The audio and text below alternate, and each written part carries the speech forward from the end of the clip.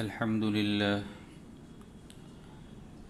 لله نحمده ونستعينه ونستغفره ونؤمن به ونتوكل عليه ونعوذ بالله من شرور أنفسنا ومن سيئات أعمالنا من يهده الله فلا مضل له ومن يضلله فلا هادي له ونشهد أن لا إله إلا الله وحده لا شريك له ونشهد أن سيدنا ومولانا محمدا عبده ورسوله أما بعد فأعوذ بالله من الشيطان الرجيم بسم الله الرحمن الرحيم فنادته الملائكة وهو قائم يصلي في المحراب أن الله يبشرك بيحيى مصدقا بكلمة من الله وسيدا وحصورا ونبيا من الصالحين۔ یہ سورہ آل عمران کی 39 نمبر کی آیت کریمہ ہے۔ اللہ رب العزت فرماتے ہیں، چنانچہ ایک دن جب زکریا عبادت گاہ میں کھڑے نماز پڑھ رہے تھے، فرشتوں نے انہیں آواز دی کہ اللہ آپ کو یحییٰ کی پیدائش کی خوشخبری دیتا ہے، جو اس شان سے پیدا ہوں گے کہ اللہ کے ایک کلمے کی تصدیق کریں گے، لوگوں کے پیشوا ہوں گے، اپنے آپ کو نفسانی خواہشات سے مکمل طور پر روکے ہوئے ہوں گے، اور نبی ہوں گے، اور ان کا شمار راست بازوں میں ہوگا، صالحین میں ہوگا۔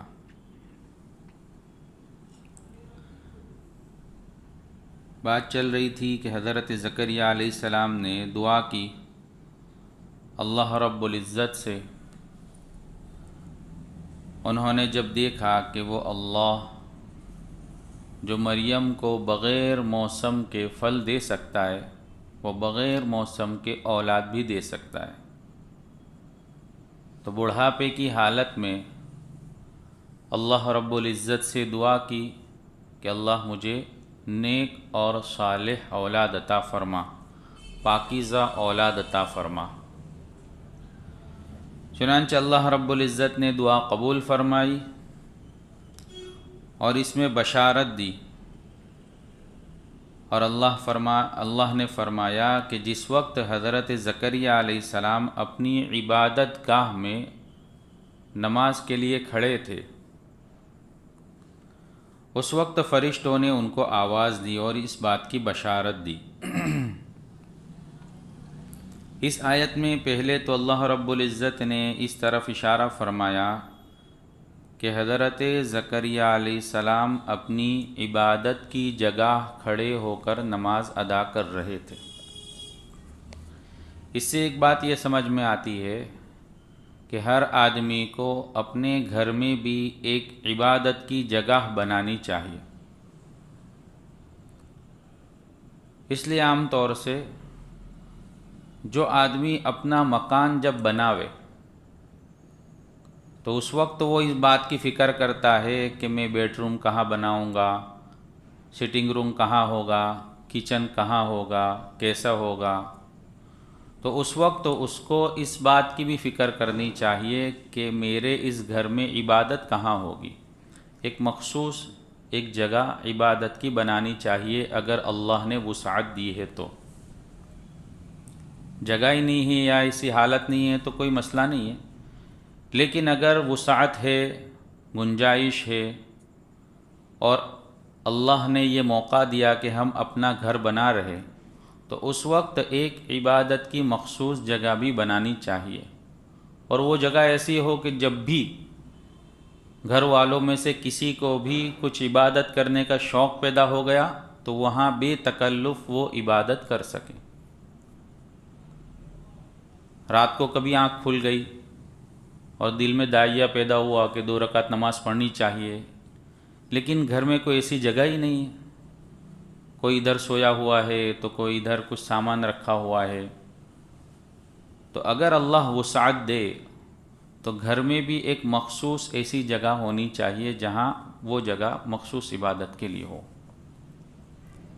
جیسے عام طور سے میں کہا کرتا ہوں، لوگ پوچھنے آتے ہیں کہ بھئی گھر بنانے کا کوئی سنت طریقہ، یا آقا صلی اللہ علیہ وسلم کے زمانے میں تو کوئی ایسا مکان بناتے ہی نہیں تھے پکا کہ اس کا کوئی خاص طریقہ ہو۔ البتہ گھر بنانے میں اپنی نیت کو اچھی کرے۔ جیسے اس کو مثال سے میں دیتا ہوں کہ گھر بناتا ہے آدمی تو باری رکھتا ہے، ونڈو، تو وہ باری اور ونڈو رکھتے وقت یہ نیت کرے کہ میں ایسی باری رکھوں یا اس طرح رکھوں کہ اذان کی آواز میرے گھر میں اچھی طرح آ سکے۔ آدمی نیت یہ کرتا ہے کہ اچھی ہوا اور کس طرح آوے برابر، تو ونڈو رکھے، تو اس کی نیت ہوا کی ہوتی ہے، حالانکہ اس نے جب یہ نیت کی ہوگی کہ اذان کی آواز میرے گھر میں آوے، تو اذان کی آواز کی نیت سے جب اس نے رکھی تو ہوا تو آنے ہی والی ہے، لیکن اس کو اس کا مستقل ثواب ملے۔ اور جہاں وہ اپنے روم کی فکر کرتا ہے تو اللہ نے وسعت دی ہے تو اس کے گھر میں ایک مہمان خانہ بھی ہو کہ اگر کوئی مہمان ایسے آ جاوے تو پردے کے اہتمام کے ساتھ وہ وہاں رہ سکے، اور ایک عبادت خانہ بھی، تو گویا ایک عبادت خانہ اور ایک مہمان خانہ، یہ بھی اللہ اگر وسعت دے تو ہونا چاہیے۔ مہمان کا مسئلہ تو مہمان کے مسائل بالکل ختم جیسے ہو رہے ہیں کہ اگر کسی کے گھر میں کوئی مہمان آ جاتا ہے تو سب کو ایک بوجھ محسوس ہوتا ہے، حالانکہ صحابہ کرام کی زندگیاں اٹھا کر دیکھے تو ان کا مزاج یہ تھا کہ مہمان کے آنے پر خوشی ہوا کرتی۔ حضرت شیخ زکریا رحمۃ اللہ علیہ کے حالات میں لکھا ہے کہ ان کے یہاں معمول یہ تھا کہ عام طور سے گھر میں بالکل سادہ کھانا بنتا، بالکل سادہ کھانا، لیکن جہاں کوئی مہمان آ گیا تو اچھا کھانا بناتا۔ تو گھر والوں کو بھی یہ خواہش ہوتی کہ بہت دن سے کوئی مہمان یا کوئی آوے تو اچھا کھانا بنے، ورنہ وہ سادہ کھانا کھانا پڑا۔ تو گھر والے بھی اس کی تمنا کرتے تھے کہ کوئی مہمان آ جاوے تاکہ، اور شیخ فرماتے تھے کہ جو کھانا مہمان کی نسبت پر بنائے تو اس کھانے پر اللہ کی طرف سے حساب بھی نہیں ہوگا، جب اپنے لیے بنایا تو اس پر حساب دینا پڑے گا اللہ کے، اور یہ تو مہمان کی نسبت پر بنائے۔ تو یہاں اللہ رب العزت نے حضرت زکریا علیہ السلام کے بارے میں فرمایا کہ وہ اپنی عبادت گاہ میں اللہ کے سامنے نماز کے لیے کھڑے تھے، اس وقت ہم نے ان کو خوشخبری دی۔ خوشخبری تو دی بیٹے کی، اور اللہ نے اس کا نام بھی رکھا کہ وہ بیٹا ہوگا، اور اس کا نام یحییٰ رکھے۔ اللہ کی طرف سے نام بھی منتخب کر دیا گیا کہ اس بیٹے کا نام یحییٰ۔ یحییٰ کا مطلب ہوتا ہے زندہ رہنے والا، یعنی وہ ایسا آدمی ہوگا جو زندہ دل ہوگا۔ اللہ رب العزت ایسا بیٹا آپ کو عطا فرمائیں۔ حضرت یحییٰ علیہ السلام، ان کی کچھ صفتیں بیان کی گئی اس آیت میں کہ وہ یحییٰ کیسا ہوگا۔ تو پہلی صفت بیان کی گئی مصدقا بکلمۃ من اللہ، کہ وہ ایسا ہوگا جو اللہ کے کلمے کی تصدیق کرنے والا ہوگا۔ اللہ کے کلمے سے مراد حضرت عیسیٰ علیہ السلام، کہ حضرت عیسیٰ علیہ السلام آخری نبی ہیں بنو اسرائیل میں۔ بنو اسرائیل کے اندر مستقل اللہ نے نبیوں کا سلسلہ جاری کیا، اور بہت سے نبی بنو اسرائیل میں اللہ نے بھیجے۔ حضرت عیسیٰ علیہ السلام بنو اسرائیل کے آخری نبی، اور بنی اسرائیل کے آخری نبی سے پہلے یہ حضرت یحییٰ علیہ السلام آئے۔ حضرت یحییٰ علیہ السلام کے 6 مہینے کے بعد حضرت عیسیٰ علیہ السلام کی پیدائش ہوئی۔ تو یحییٰ علیہ السلام کی صفت یہ بیان کی کہ وہ عیسیٰ جو بعد میں آنے والے ہیں جو اللہ کے کلیمے ہیں، اور اللہ کے کلیمے سے مراد کہ وہ ایسے ہوں گے جو اللہ کے کلیمے سے پیدا ہوئے. اذا اراد شیئا ان یقول له کن فیکون. اللہ رب العزت جب کسی کام کا ارادہ فرماتے ہیں تو فرماتے ہیں کن، یعنی ہو جا، تو وہ فیکون ہو جاتا ہے.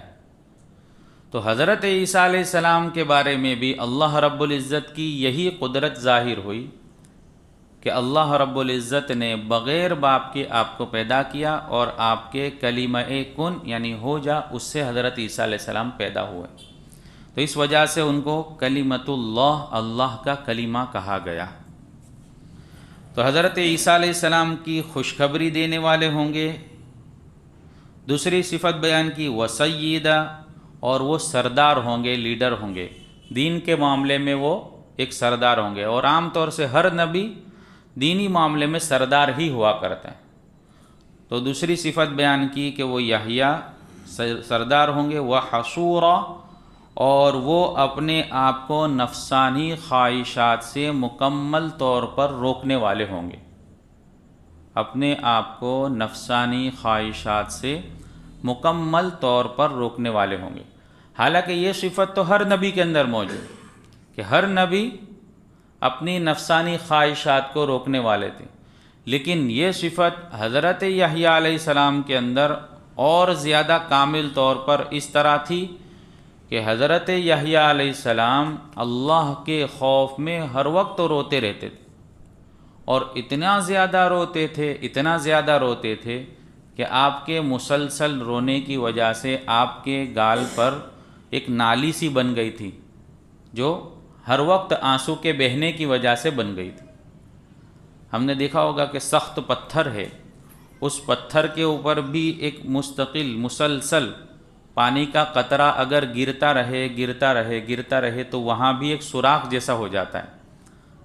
حالانکہ اسی پتھر کے اوپر پورا ٹینک خالی کر دو تو کچھ بھی اثر نہیں ہوگا، لیکن اسی پتھر کے اوپر اگر ایک قطرہ پانی گرا، پھر گرا، جب مستقل گرتا رہے تو وہاں اس کا نشان پڑ جاتا ہے اور پتھر کے اندر بھی سوراخ ہو جاتا ہے. حضرت یحییٰ علیہ السلام کی آنکھوں سے مسلسل آنسو بہنے کی وجہ سے وہاں رخساروں پر مستقل ایک نالی جیسی بن گئی تھی. تو حضرت یحییٰ علیہ السلام اتنے نفسانی خواہشات کو قابو میں رکھنے والے تھے، اسی وجہ سے حضرت یحییٰ علیہ السلام نے شادی بھی نہیں کی، کہ آپ نے نفسانی خواہشات پر ایسا قابو حاصل کیا اور اللہ کے خوف سے اس طرح روتے تھے کہ آپ کا ذہن کبھی اس طرف منتقل ہی نہیں ہوا. اس وجہ سے ہر نبی نے شادی کی، لیکن حضرت یحییٰ علیہ السلام کی یہ صفت بیان کی کہ آپ نے شادی نہیں کی، بلکہ اپنے نفسانی خواہشات پر مکمل طور پر اس کو روکا. وَنَبِيًّا، اور حضرت یحییٰ علیہ السلام نبی بھی ہوں گے، کہ حضرت زکریا علیہ السلام باپ بھی نبی ہے، حضرت یحییٰ بیٹے وہ بھی نبی ہے، تو وہ نبی ہوں گے، وہ بھی بیان کیا. من الصالحین، اور نیک لوگوں میں وہ ہوں گے. تو اللہ رب العزت نے یہاں حضرت زکریا علیہ السلام کو اس بات کی خوشخبری دی کہ ہم آپ کو یحییٰ دینے والے ہیں، اور وہ یحییٰ ایسے عظیم ہوں گے، ایسے بڑے ہوں گے کہ ان کے اندر اتنی ساری صفتیں اور گن ان کے اندر موجود ہوں گے. آگے اس کی کیفیت بیان کی. قال رب أنا يكون لي غلام وقد بلغني الكبر وامرأتي عاقر قال كذلك الله يفعل ما يشاء. زکریا نے کہا، یا رب، میرے یہاں لڑکا کس طرح پیدا ہوگا جبکہ مجھے بڑھاپا آ چکا ہے اور میری بیوی بانجھ ہے؟ اللہ نے کہا، اسی طرح اللہ جو چاہتا ہے کرتا ہے. اب یہاں ایک بات سمجھنے کی ہے کہ حضرت یحییٰ علیہ السلام خود کہہ رہے کہ بچہ کیسے پیدا ہوگا، حالانکہ خود دعا کر رہے ہیں، اور اس کے بعد فرشتوں کی طرف سے خوشخبری بھی سنائی گئی کہ کہ آپ کو لڑکا پیدا ہوگا اور وہ یحییٰ ہوگا، پھر حضرت زکریا نے ایسا سوال کیوں کیا کہ وہ بچہ کیسے پیدا ہوگا؟ تو اس کا جواب علماء نے لکھا ہے کہ یہاں حضرت زکریا کا سوال وہ تعجب کے لیے ہے اور اس کی کیفیت کے لیے ہے کہ وہ بچہ کس طرح پیدا ہوگا، کہ اب تو میں بوڑھا ہوں، آپ میرے کو بچہ دیں گے، پورا یقین تھا کہ اللہ نے جب خوشخبری سنا دی ہے تو بچہ تو ہونے ہی والا ہے، لیکن وہ بچہ کس طرح ہوگا کہ میں بوڑھا ہوں، میری عورت بانجھ ہے، تو وہ یا تو آپ مجھے جوانی کی طرف واپس لوٹاؤ گے، یہ ہوگا، یا پھر اسی بڑھاپے کی حالت میں بچہ ہوگا؟ تو اللہ نے فرمایا کہ اسی بڑھاپے کی حالت میں تمہیں بچہ ہوگا، اور اللہ رب العزت جو چاہتا ہے کرتا ہے۔ تو اس کی کیفیت بیان کی گئی کہ آپ کو اولاد ہوگی اور وہ بڑھاپے کی حالت میں ہوگی۔ قال رب اجعل لي آية قال آيتك ألا تكلم الناس 3 أيام إلا رمزا واذكر ربك كثيرا وسبح بالعشي والإبكار۔ انہوں نے کہا پروردگار میرے لیے کوئی نشانی مقرر کر دیجئے۔ اللہ نے کہا تمہاری نشانی یہ ہوگی کہ تم 3 دن تک اشاروں کے سوا کوئی بات نہیں کر سکو گے، اور اپنے رب کا کثرت سے ذکر کرتے رہو، اور ڈھلے دن کے وقت بھی اور صبح سویرے بھی اللہ کی تسبیح کیا کرو۔